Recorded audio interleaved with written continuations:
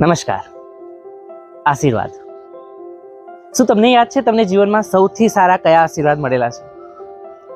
હમણાં જ મા જગદંબાના શતાબ્દી મહોત્સવ દરમિયાન ઘણા બધા લોકોએ મને આશીર્વાદ આપ્યા, જેમાંથી 2 વ્યક્તિના આશીર્વાદ એ મારા જીવનના સર્વશ્રેષ્ઠ આશીર્વાદમાંના એક હું માનું છું, જે મારું હૃદય સ્પર્શી ગયા. જ્યાં એક વ્યક્તિના શબ્દો હતા કે જેની નિષ્ઠા સાચી છે ને એને પ્રતિષ્ઠા અવશ્ય મળે, અને મારી મા ભગવતીને પ્રાર્થના છે કે આજીવન તું જે પણ કાર્ય કરે એના પ્રત્યે તારી નિષ્ઠા હંમેશા સાચી રહે.